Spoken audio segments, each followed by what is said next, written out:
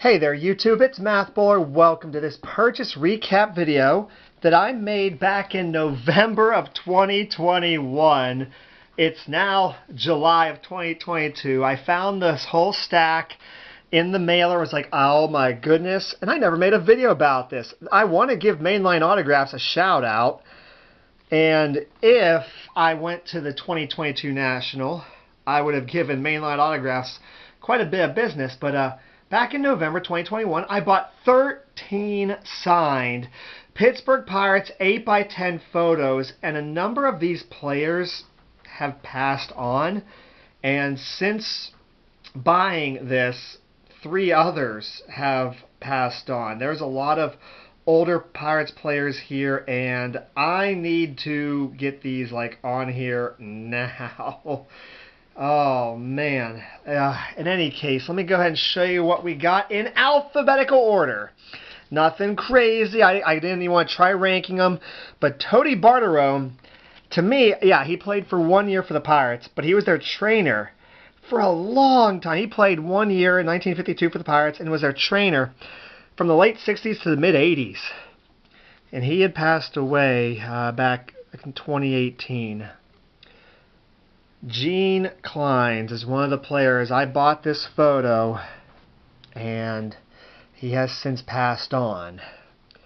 And that stinks. He was a pretty solid in the 1971 World Series. He had some nice moments there, and oh man.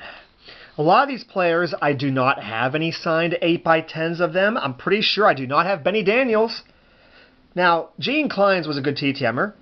Benny Daniels still is a good TTMer. He played for the Pirates for about 4 seasons, up to 1960. He was traded with a couple people for Bobby Shantz. I don't know if he was eligible for the World Series or if he would. I'm not sure. Anyway, Bobby Del Greco. He had passed away in 2019. He didn't, he played 2 seasons with the Pirates in the 50s, but he grew up in Pittsburgh, so he's a hometown guy. Got to have that one for the collection. And just so you know, I got an amazing deal on these. Anywhere from $6 to $8.99. With tax and shipping, I paid just over $100. Just over $100 for 13 signed 8x10s. I realize these are just paper COAs, and they can be faked, and I could just get a fake and throw this on there and say, oh, that's the one that came. I know. But I'll keep these together real well. Alright, next up we got Joe Gibbon. Oh man, I have a TTM story with him back in 2019. I sent him an item, I got it back the next day, like the day he died. And I remember posting a video, and I posted a Facebook thing, and a member of his family said I was with him when he went to the post office. He signed a baseball right then and there and shipped it out at the post office, and that was probably your ball then. So, dang! Whew! Remember the 1960 World Series champion, Pittsburgh Pirates, Joe Gibbon. Played for them for a number of the years in the 60s.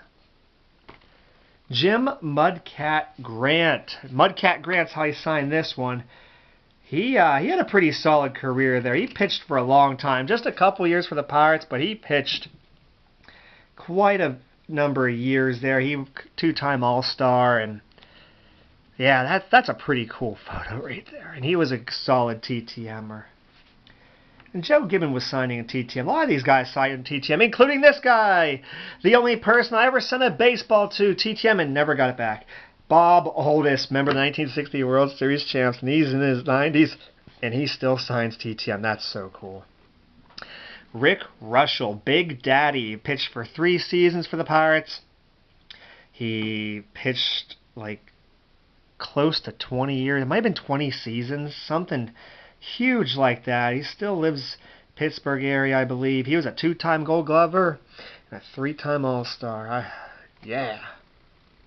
Really curious who that is behind him, but I'm not that concerned about looking up into it. It's all good. All right, next up we got a real baseball player, a pitcher who took pride in his at-bats. He played for the Pirates for about 10 seasons, though he had a very lengthy career. Not as lengthy as Rick Rush, but he had a nice solid career. Don Robinson, remember the 1979 World Series champs, 3-time Silver Slugger. Yep. Oh, I bet he could bat a higher batting average than a lot of these starters for the Pirates. I mean, starting position players. But, you know, we got a DH now, so we have real pretend baseball players who couldn't hit for crap anyway, and they can't play on the field, so they... Anyway.